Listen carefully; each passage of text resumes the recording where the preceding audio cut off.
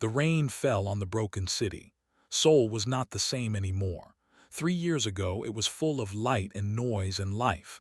Now it was gray and quiet. The tall buildings were cracked. The streets were empty. The people who remained walked with their heads down, afraid to look up at the sky. Walked through the mud toward the factory. She was 34 years old. Her hands were rough from work. Her clothes were torn and dirty, but her eyes were sharp. They were always watching, always thinking. The factory was not really a factory. It was a place where humans sorted through broken things, old cars, dead machines, pieces of buildings that had fallen during the war. The aliens wanted the metal. They wanted the copper and the steel. They made the humans collect it for them. Picked up a piece of wire and put it in her bag. She did this every day. The guards did not notice. They did not care about wire. They did not care about small things. This was their mistake. She remembered the day the aliens came. It was a warm morning in spring. The sky turned dark. Ships appeared above every city in the world. They were huge and black and silent. At first, people thought it was a trick, a movie, a joke. Then the ships opened fire. The war lasted 11 days. Humans sent their best weapons. Missiles flew into the sky. Bombs exploded against the alien ships. Bullets filled the air like rain. Nothing worked. The aliens had shields. Blue light surrounded their ships and their soldiers. Every weapon humans had just stopped when it hit the blue light. It was like throwing stones at the ocean. On the 12th day, the world surrendered. The aliens called themselves they were tall and thin. Their skin was pale gray. Their eyes were large and dark. They spoke through machines that made their words sound flat and cold. They did not hate humans. That was the worst part. They did not think humans were worth hatting. To them, humans were just animals, useful for work, nothing more. Finished her shift and walked back to the small room where she lived. It was under an old building, hidden from the patrols. She lit a candle and sat on the floor. Then she opened her notebook. The notebook was full of drawings, equations, notes. She had been watching the aliens for 3 years. She studied their shields. She studied their weapons. She studied the way they moved and talked and thought. They were smart, but they were also proud, and pride made people blind.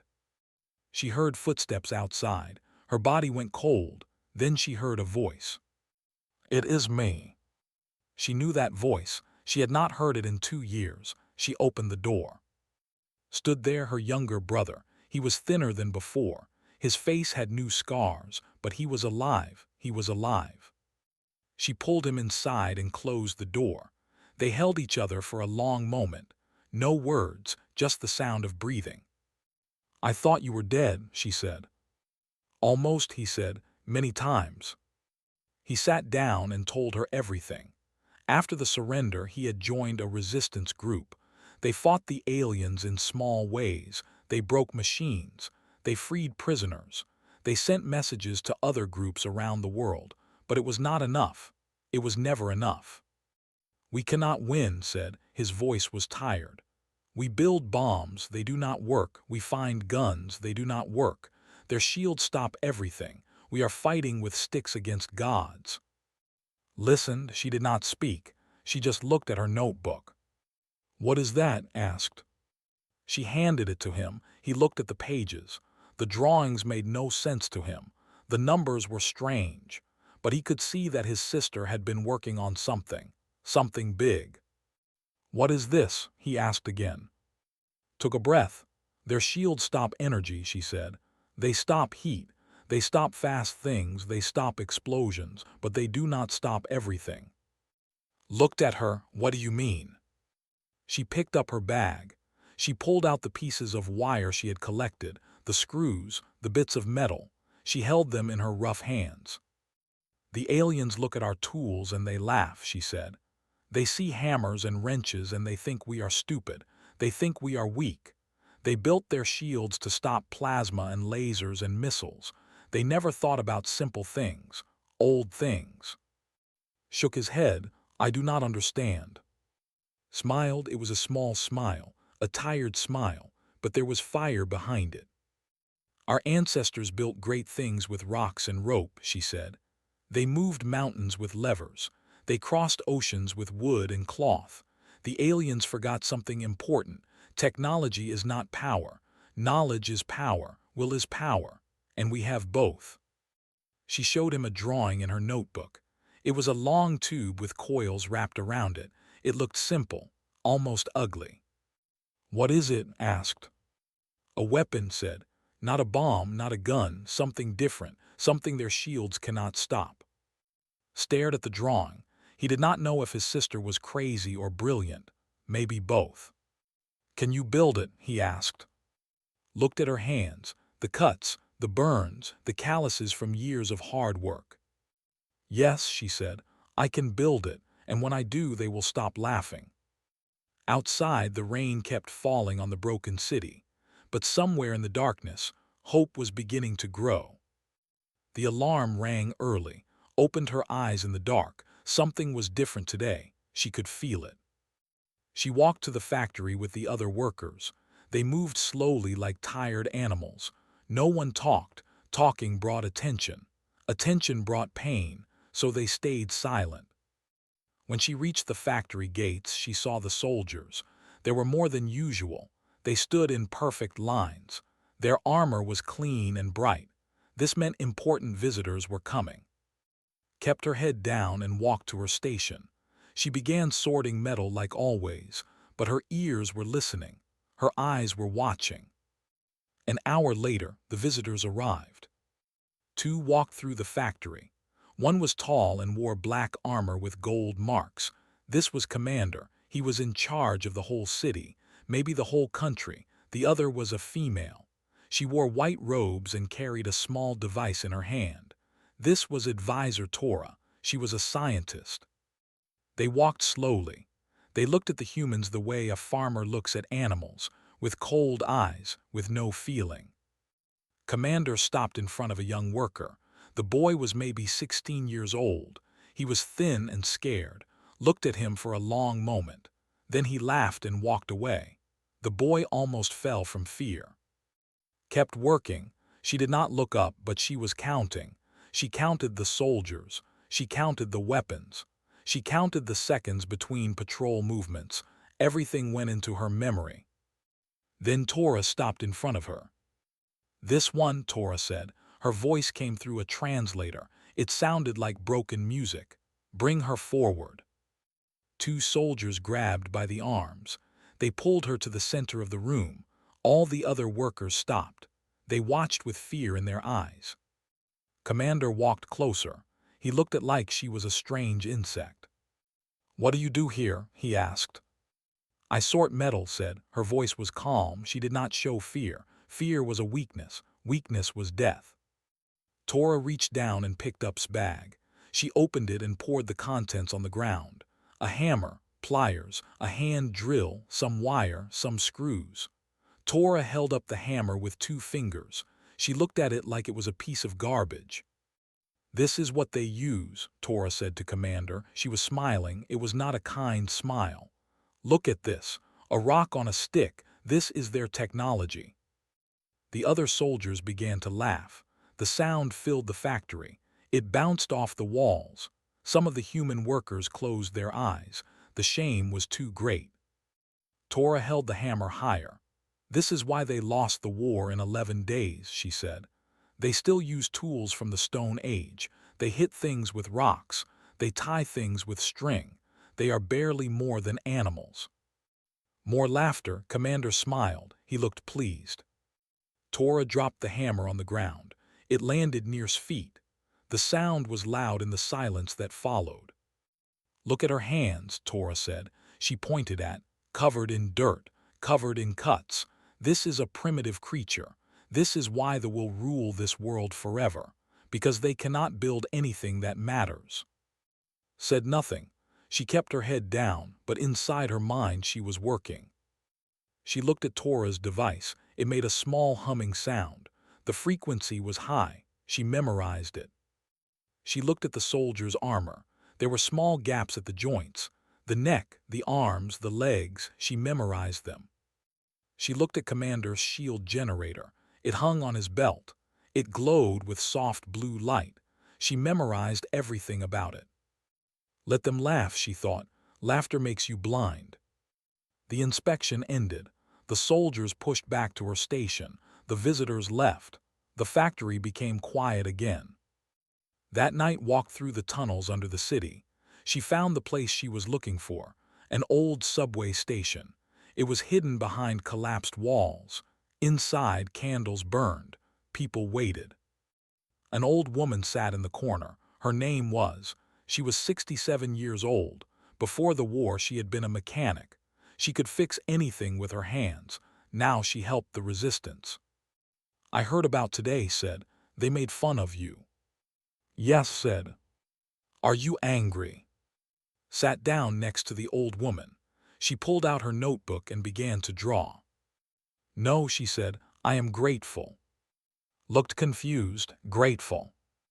They showed me everything, said. Their shield generators, their armor, their communication devices. They were so busy laughing that they did not notice me watching. They think our tools are jokes. They think hammers and wrenches are useless. But every great thing humanity ever built started with simple tools. She showed the drawing. It was more detailed now. A long barrel, copper coils, a power system made from batteries. This is not a gun, said. This is not a bomb. This is something older, something simpler, something they never prepared for. Studied the drawing. Her old eyes went wide. A magnetic accelerator, she whispered. Yes, said. Their shields stop energy weapons. They stop explosions. They stop things that move at normal speeds. But this will throw a piece of metal faster than anything they have seen, faster than their shields can react. Touched the paper with her rough fingers. Can we build it, she asked, without their technology, without computers, without power tools? Looked at her hands, the same hands the aliens had laughed at. Our ancestors built pyramids with ramps and levers, she said. They crossed the sea with cloth and wood. They made fire with sticks. We do not need alien technology. We just need patience. We just need skill. We just need hands that are willing to work. Smiled. It was the first real smile had seen in years. Then let us begin, the old woman said. Outside, the aliens slept in their comfortable buildings. They dreamed of victory. They dreamed of a world that belonged to them forever. They did not dream of the woman with rough hands who was planning their end. The Resistance Council met in the deepest part of the old subway station. There were 9 people in the room. They sat on broken chairs and wooden boxes. Candles gave the only light. Shadows danced on the walls. Stood in front of them. Her notebook was open in her hands. Behind her sat quietly, stood near the door watching for danger. A man named spoke first. He was the oldest in the council. His hair was gray. His face was covered with old scars from the war. We have heard about your idea, said. A new weapon, but we have tried weapons before. Nothing works against their shields. Nodded. I know. I watched the war. I saw our missiles disappear. I saw our bullets fall. But I also watched the aliens. For 3 years I watched them, and I found something. She held up her notebook. The drawing showed a long tube with coils wrapped around it. This is called a, she said. It does not use explosives. It does not use fire. It uses magnets. A woman named leaned forward. She had been an engineer before the war. Explain more, she said. Took a breath. She needed to make them understand. The shields are made to stop certain things, she said. They stop plasma. They stop lasers. They stop our bullets and missiles. But here is the truth. Our weapons were too slow. Too slow, asked. Missiles are fast. Not fast enough, said. The alien shields can react in less than a second. Our fastest bullets move at maybe 1 kilometer per second. The shields see them coming. They adjust. They stop them. She pointed to her drawing. But this weapon will throw a piece of metal at 8 kilometers per second, maybe faster. The shield will not have time to react. It will pass through before the shield knows it is there. The room went quiet. People looked at each other. "How do you know this?" asked. "I watched their shield generators," said. "I listened to the sound they make. I calculated the frequency. The shields are not perfect. They have limits. We just need to move faster than those limits." Shook his head. "This is a dream. We have no factories. We have no computers. We have no power. How can we build such a thing?" Smiled. It was a small smile, but it was real. "With these," she said, she held up her hands. "The same way humans have always built things, by hand." She opened her notebook to another page. It showed a list of materials. "We need copper wire. We can get this from old buildings. We need batteries. We can find these in cars and trucks. We need metal for the barrel. The train tracks will work. We need a frame. Old car parts will be enough." Spoke for the first time. "I have built engines from nothing but scrap. I have fixed machines that everyone said were dead. If says this can work, I believe her." Stepped forward. "I will gather the materials. I know where to find old cars. I know where the trains are." A young man raised his hand. His name was Minu. He was only 20 years old, but he was brave and fast. "I can scout the patrol routes," Minu said. "I know the city better than anyone. I can tell you when it is safe to move." Looked around the room. He saw something he had not seen in a long time. Hope. "This is dangerous," he said. "If the aliens discover what we are doing, they will kill us all." "They are already killing us," said. "Slowly, day by day, they work us until we break. They treat us like animals. We can die as slaves or we can die fighting. I choose to fight." Closed his eyes. He was quiet for a long moment. Then he nodded. "Very well," he said. "We will try. What do you need first?" Looked at her list. "Copper wire, as much as possible. The more wire we have, the more power we can create." For the next 3 days, the resistance worked. They moved at night when the patrols were thin, led a team to an old apartment building. They pulled wire from the walls. Minu watched the streets and warned them when soldiers came near. And stayed in the bunker. They began the careful work of planning. Every piece had to be perfect. There were no second chances. Taught old techniques, how to wind copper coils by hand, how to test connections without electricity, how to measure distances with nothing but string and marks. Before computers, people did all of this by hand, said. "We have forgotten too much. We gave our skills to machines. Now the machines are gone, but the knowledge is still here." She touched her head. "In here." Worked without rest. She made calculations on paper. She drew designs by candlelight. When she made mistakes, she started over.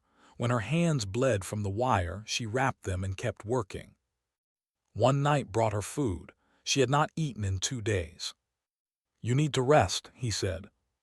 She shook her head. "Every day I rest, people die. Every day I wait, the aliens grow stronger. We do not have time." Sat down next to her. "What if it does not work?" Stopped writing. She looked at her brother. "Then we will try again," she said. And again, until it works or until we are dead. That is what humans do. We do not give up. We never give up. Nodded, he understood. "The aliens think we are weak because we use simple tools," continued. "But simple tools built everything. They built cities. They built ships. They built the whole world. The aliens have forgotten where power really comes from. It does not come from technology. It comes from will." She held up her notebook. "This weapon will not win the war alone," she said. "But it will show them something important. It will show them that we are not animals. It will show them that we can fight. And once they see that, they will begin to fear. And fear is the beginning of defeat." Outside the bunker, the city was dark and quiet. But in that small room, something powerful was being born. Not just a weapon, something more. Hope. 3 months passed. The bunker became a workshop. Every night the resistance brought materials. Copper wire from buildings, batteries from old cars, metal rods from the train yards, pieces of engines and motors. Everything that could be used was saved. Worked without stopping. Her hands moved constantly, winding wire, cutting metal, testing connections, worked beside her. The old woman knew things that no one else remembered, old ways of building, old ways of making.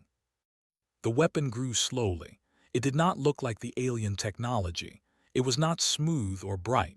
It was rough and dark. The barrel was made from train tracks welded together. The coils were wrapped by hand, layer after layer. The power system used batteries connected with old cables. It was ugly, but it was real. Minyu came every morning with reports about the patrols. He drew maps on the floor with chalk. He showed where the aliens walked, where they stopped, where they did not go. This information was more valuable than gold. Led the gathering teams. It was dangerous work. Twice they almost got caught. Once they had to hide in a sewer for 6 hours while a patrol walked above them. But they never stopped. They never gave up. Then disaster came. It was a cold night in winter. Snow was falling on the dead city. Minyu was running through the streets with a bag of copper wire. He turned a corner and stopped. 3 soldiers stood in front of him. He ran, he dropped the bag. He moved through the alleys like water. He knew every path, every hiding place. The soldiers chased him, but they did not know the city like he did. He escaped. But the soldiers found the bag. The next day there were twice as many patrols. The aliens knew something was happening. They did not know what, but they were looking. Return to the bunker with bad news. The supply routes are closed, he said. They are watching every street. We cannot move materials anymore. Looked at the weapon. It was almost complete, but it needed more wire, it needed more power. How much do we have? She asked. Not enough, said. Maybe half of what we need. Pace the room. We should raid an alien outpost. They have power cells. We could take them. No, said. Their technology can be traced. If we use alien parts, they will find us. Then what do we do? Asked. Closed her eyes. She was so tired. She had slept only a few hours in the past week. Her body hurt. Her mind was slow, but she could not stop now. We use what we have, she said. I will redesign the weapon, make it smaller, less powerful, but enough. She worked through the night. She changed the design. She made the barrel shorter. She reduced the coils. The new weapon would not be as strong as the original plan, but it would work. It had to work. 2 weeks later, something else happened. Collapsed. She was winding copper coils when she fell. Her face was gray. Her breathing was weak. Minyu ran for water, held her hand, knelt beside her. I am sorry, whispered. I am old, my body is breaking. Do not speak, said. Save your strength. Smiled. Her eyes were dim but still warm. I have lived long enough to see hope again, she said. That is more than I expected. She reached into her pocket. She pulled out a small cloth bundle. Inside was a set of old tools, a small wrench, a screwdriver, pliers. They were worn smooth from years of use. These were my father's, said. He gave them to me when I was young. Now I give them to you. Took the tools. They were warm from his hand. Finish the weapon, said. Show them what human hands can do. She closed her eyes. She did not die, but she was too weak to work. Minyu's mother took her to a safe place to rest. Sat alone in the bunker. The tools felt heavy in her hands. She looked at the weapon. It was almost done. But the last part was the hardest. The power system needed to be perfect. One mistake would destroy everything. For a moment she wanted to give up. She was tired, she was scared, she was alone. Then she remembered words. She remembered the aliens laughing at her hands. She remembered all the people who had died in the war, all the people who were still dying in the factories. She stood up. Not yet, she said to the empty room. I am not finished yet. She worked for 7 more days. She did not sleep. She barely ate, brought her water and made her drink. Minyu brought her news. The patrols were getting closer. Time was running out. On the 8th day, she connected the last wire. She checked every connection, every coil, every piece. She stepped back and looked at what she had built. It was not beautiful. It was made of rust and old metal. It was held together with wire and hope, but it was complete. Stood beside her. "Will it work?" he asked. Touched the cold metal. "There is only one way to know," she said. Minyu ran in from the tunnel. His face was red from running. "The aliens are having a celebration," he said. "In 3 days, the anniversary of their victory. Commander will be at the main building. All the leaders will be there." Looked at Minyu. Minyu looked at the weapon. "Then in 3 days," said, "we give them a different celebration." She picked up the weapon. It was heavy, it was ugly, it was human. And it was going to change everything. The night was cold. The sky was dark. No stars could be seen through the smoke that always hung over the city. Carried the weapon through the old tunnels. It was heavy on her back, walked in front of her with a small light. Minyu walked behind, watching for danger. They did not speak. There was nothing to say. Above them, the city was full of alien soldiers. Today was the 3rd anniversary of Earth's surrender. Commander was celebrating at the main building in the center of Seoul. All the important aliens were there.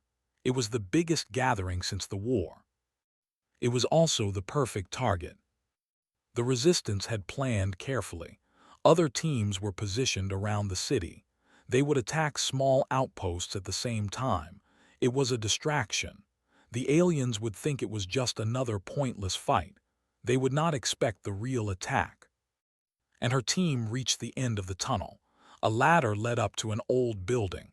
It was abandoned and broken. But from the roof, they could see the alien command center clearly. They climbed the ladder one by one. The building smelled like dust and death. They moved carefully, testing each step. One wrong sound could bring soldiers. The roof was flat and covered with old pipes. Looked out at the command center. It was bright with alien lights. Ships floated in the sky above it. Soldiers walked around the entrance. In the center of the courtyard, a massive shield generator hummed with power. Blue lights surrounded the whole building. "There are too many guards," whispered. "The shield is the target," said. "If we kill the shield, the others can attack." She set down the weapon. It was time. Minyu helped her set it up. They used pieces of broken pipe to hold it steady, connected the power cables. The batteries began to hum. The coils began to glow with heat. Took out a small radio. "Resistance teams ready," he said into it. "Wait for the signal." Looked through the simple sight she had built. It was just iron bars aligned in a row, nothing fancy, but it was enough. She aimed at the shield generator. Inside the command center, Commander stood at a window. He looked out at his city, his world. Advisor Tora stood beside him. They watched the human slaves working in the distance. 3 years, said, and they still fight small attacks, broken weapons. It is almost sad. Tora laughed. They are animals, they cannot help it, but they will learn. In another generation they will forget they ever fought. Nodded. Perhaps we should display more of their primitive tools, remind them of what they were, what they will never be again. They both laughed. Took a breath, her hands were steady, her mind was clear. She thought about the old tools in her pocket, about her parents who died in the first attack, about all the humans who were working and suffering and dying while the aliens laughed. For everyone, she whispered. She pressed the trigger. The weapon made a sound like thunder. Light flashed from the barrel. The metal slug left the weapon faster than anything the aliens had ever seen. 8 kilometers per second. A piece of rough metal, shaped by human hands, flying through the air like a bolt of lightning. The shield flickered. It tried to react. It was too slow. The slug passed through the shield like it was not there. It hit the generator. The explosion was massive. Blue light burst outward, then darkness. For the first time in 3 years, the alien command center had no shield. Grabbed the radio. Now, attack now. Across the city, the resistance moved. They had been waiting for this moment. Humans with crude weapons poured out of hiding places. They attacked the confused soldiers. Without the main shield, the aliens were exposed. Commander felt the building shake. The lights went out. Alarms screamed everywhere. "What happened?" he shouted. A soldier ran in. "The shield is down. We are under attack." "Impossible," Tora said. "They have no weapons that can break our shields." But the explosions outside told a different story. Tried to run. He made it to the back door. He opened it. Was standing there. "Hello," said. He did not have a gun. He had a metal pipe. It was enough. An hour later, the battle was over. Commander was captured. Dozens of soldiers were dead or had run away. The command center was in human hands. For the first time since the invasion, humans had won a real victory. Walked through the broken building. Resistance fighters cheered when they saw her. They called her name. But she did not feel like a hero. She just felt tired. She found in a small room. His hands were tied. His face was bruised. He looked at her with hatred in his dark eyes. "How?" he asked. "You have nothing. You are nothing." Reached into her pocket. She pulled out the old hammer from, the same hammer the aliens had laughed at. "You looked at our tools and saw weakness," she said. "You never understood. Humanity was not built by ships and shields. It was built by hands like these." She held up her rough palms, the cuts, the burns, the calluses from months of work. "We do not need your technology," she continued. "We just need time. We just need patience. And we have something you will never have." "What?" asked. "The will to keep going," said. "No matter what. You can beat us down. You can laugh at us. You can take everything we have, but we will always get up. We will always build again. That is what makes us human." She turned and walked away. That night the resistance sent a message across the world. Every hidden radio, every secret network. The message was simple. The shield is broken. We can fight. We can win. In small rooms and hidden bunkers across the planet, people heard the message. They looked at each other. They picked up their crude tools. And they began to hope. Sat alone on the roof of the command center. She looked up at the sky. The smoke was clearing. She could see stars for the first time in years. Minyu found her there. "What happens now?" he asked. Held's old hammer in her hands. She thought about everything they had done, everything they still had to do. "Now we build more weapons," she said. "Now we teach others. Now we fight, not just here, everywhere, until every alien is gone, until our world is ours again." She looked at the hammer, so simple, so crude, so powerful. "They laughed at our tools," she said. "They will never laugh again." The stars shone above the broken city, and somewhere in the darkness, humanity was rising.